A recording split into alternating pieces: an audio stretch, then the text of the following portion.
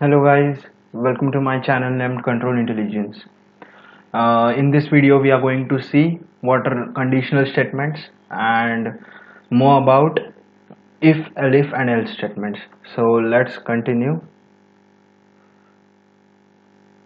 Okay, now first source. Till now we have seen the sequential execution of Python statements, that is in order specified.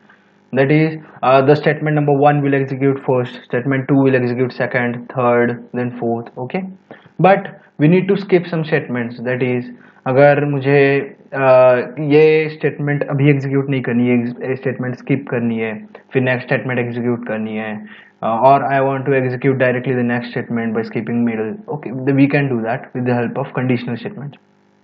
Then here comes the role of control structures, which directs the order of execution of statements as control flow. Okay, the condition usually uses comparison and arithmetic expressions with variables. These expressions are evaluated to boolean values, that is true or false. मतलब अगर this condition, that is the condition which we put, if it satisfies the condition, that is returns the true value, then the block of code would be executed, or if it returns the false value, then that block will not get executed. So now moving with these statements are used for decision. These are called as conditional statements. In Python, use of blocks and indentation is quite important. Indentation मतलब अगर हम line of code ऐसा कुछ लिख रहे हैं, मतलब document की स्टार्टिंग यहाँ से है, अगर मैं यहाँ तक लिख रहा हूँ और फिर अगर मुझे इस स्टेटमेंट के अगला ब्लॉक यहाँ से शुरू किया, तो इस पार्ट को हम इंडेंटेशन कहते हैं और ब्लॉक ऑफ कोड कहते हैं. मतलब अगर हम अगला स्टेटमेंट यहाँ, तो ये हुआ हमारा सिंगल ब्लॉक ऑफ कोड. हम आगे एग्जाम्पल देखेंगे तो आपको आसानी से समझ में आ जाएगा ब्लॉक ऑफ कोड क्या होता है. Next, there are two types of conditional statements, if, else and elif and switch case statements. ये दोनों स्टेटमेंट्स में डिफरेंस होता है और बड़ा ही सिंपल सा डिफरेंस है. जैसे इफ, एल्स और एलिफ स्टेटमेंट हर एक बार आपकी कंडीशन चेक करेगा और switch case statement directly jump करेगा आपके सेटिस्फाई होने वाले कंडीशन पे. इसका मतलब switch case condition is more faster than if, elif and else statements. Next, if, elif, else statements. ये वीडियो में हम इफ, एलिफ, एल्स में देखेंगे. पहले इफ, एल्स देखते हैं. In programming we need to make some decisions and based on this decisions we will execute the next block of code. Okay, decision making statements in programming languages decides the direction of flow of program execution. मतलब कौन से statements कब execute होंगे ये हमें condition और या फिर डिसीजन स्टेटमेंट्स बताएंगे. ठीक है, if statement is used to decide whether a certain statement or block of statements will be executed or not. If a certain condition is true, then a block of statement is executed, otherwise not. मतलब अगर हम if ये keyword को अगर हम चौकीदार, मतलब अगर हम डोर कीपर की तरह देखें या फिर सिक्योरिटी गार्ड की तरह, वो आपको घर के अंदर मतलब ब्लॉक ऑफ स्टेटमेंट्स तभी एग्जीक्यूट करने देगा जब आपकी कंडीशन सेटिस्फाई हो. मतलब अगर जब आपके पास एंट्री पास हो तभी अपन घर पे जा सकते हैं, वरना नहीं जा सकते. That is the role of condition and if statement. अगर आपके पास ब्लॉक ऑफ कोड नहीं होगा तो आपको एल्स पार्ट एग्जीक्यूट करना होगा. अगर आपकी स्टेटमेंट फॉर एग्जांपल सही नहीं होगी या फिर कंडीशन फिट बैटरी नहीं होगी तो आपको else block of code execute करना होगा.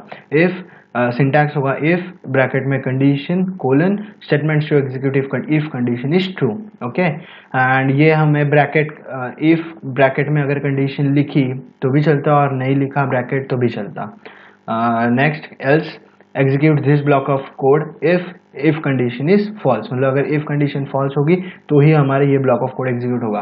पर अगर कंडीशन ट्रू हुई तो ये ब्लॉक ऑफ कोड, और अगर कंडीशन फॉल्स हुई तो ये ब्लॉक ऑफ कोड एग्जीक्यूट होगा.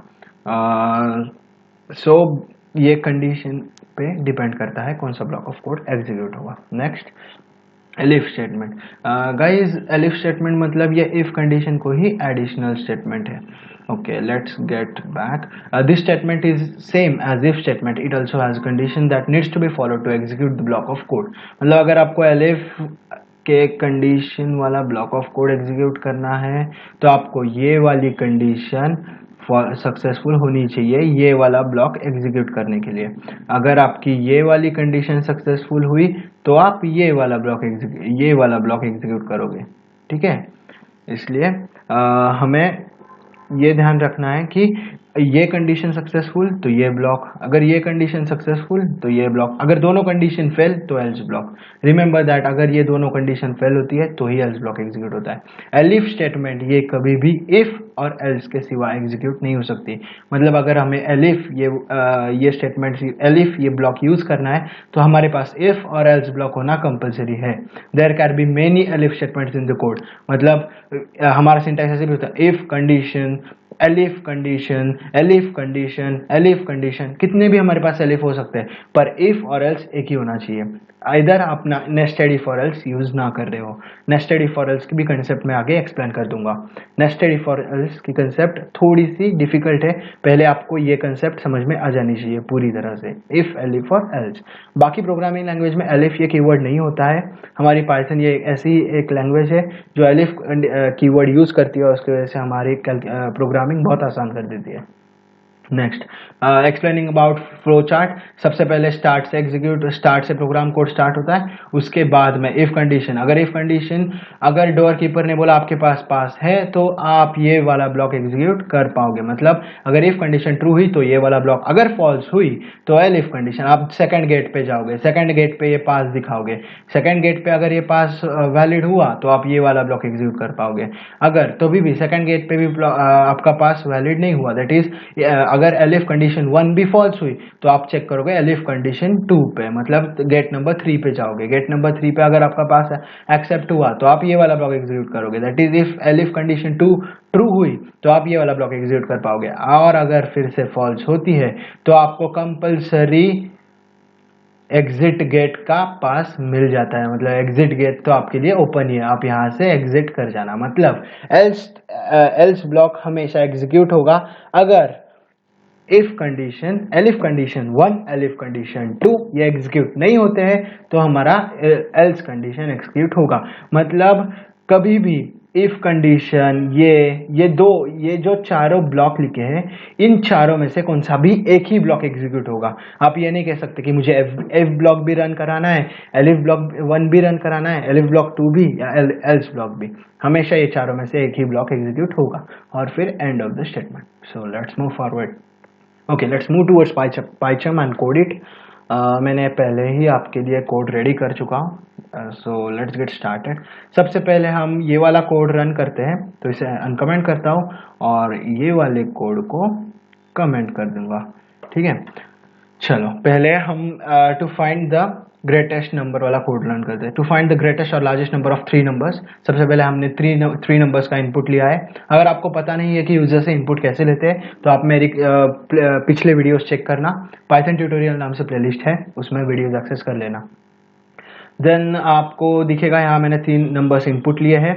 उसके बाद मैं ये नंबर्स अब चेक करूंगा। ये देखो, ये इफ कीवर्ड, ये उसकी कंडीशन, ये कोलन, ये बहुत इंपॉर्टेंट चीज है, ये होता है इंडेंटेशन, ये ब्लॉक ऑफ कोड है। मतलब ये स्पेस जो मैंने लीव किया है ये ऐसे ही अच्छे दिखने के लिए नहीं है, मगर इसे इंडेंटेशन कहते हैं। मतलब ये एक सिंगल ब्लॉक ऑफ कोड हुआ, ये एग्जीक्यूट तभी होगा जब ये कंडीशन ट्रू होगी, ठीक है। If x is greater than equal to y and x is greater than z, and ये लॉजिकल ऑपरेटर है, ये चेक करता है आपकी कंडीशन 1 और कंडीशन 2 दोनों की वैल्यू अगर ट्रू आई तो ही ये कंडीशन, ये ब्लॉक ऑफ कोड एग्जीक्यूट होगा। मतलब अगर x y से बड़ा या सेम हो एंड x z से भी बड़ा हो तो आपका सबसे बड़ा नंबर x होगा। एलिफ मतलब अगर ये कंडीशन सक्सेस नहीं हुई तो हम क्या चेक करेंगे, y अगर x से बड़ा हो और एंड मतलब y अगर z से बड़ा या इक्वल हो तो हमारा ये ब्लॉक एग्जीक्यूट होगा। मतलब ग्रेटेस्ट नंबर क्या होगा, y। उसके बाद में हम ये चेक करेंगे, अगर ये भी नहीं हुआ, मतलब ना हमारा x बड़ा है ना हमारा y बड़ा है, तो हम z के लिए चेक करेंगे, z is greater then x and z is greater then y, तो हमारा ये कोड एग्जीक्यूट होगा, ठीक है। और अगर ऐसा कुछ भी नहीं हुआ, z भी बड़ा नहीं है, x भी बड़ा नहीं है, y भी बड़ा नहीं है, तो हमारे पास आउटपुट एक ही बचता है, मतलब सब नंबर सेम है। तो ये पार्ट हम लिखेंगे कोड एल्स पार्ट में। मतलब ये चारों ब्लॉक्स में से हमेशा ये कौन सा तो भी एक ब्लॉक, मतलब आइदर x बड़ा होगा या y बड़ा होगा या z बड़ा होगा या फिर सब नंबर सेम होंगे। Let's check. चलो हम 3 नंबर इनपुट करते हैं। सबसे पहले करते हैं आपके फेवरेट नंबर 1 2 3। तो सबसे बड़ा नंबर 3 है, इसने हमें आउटपुट दे दिया 3। Now let's go and run again. अब हम इस बार क्या करते हैं, दो नंबर इक्वल लेते हैं और तीसरा नंबर उससे बढ़ा लेते हैं, दैट इज 2 2 एंड 5। तो अब आंसर 5 आया, मतलब इससे नंबर सेम होने पर भी प्रॉब्लम नहीं आ रहा है क्योंकि हमने यहाँ greater than equal to use किया है। अगर आपने सिर्फ ग्रेटर देन यूज किया होता तो यहाँ कोड में एरर आ जाता।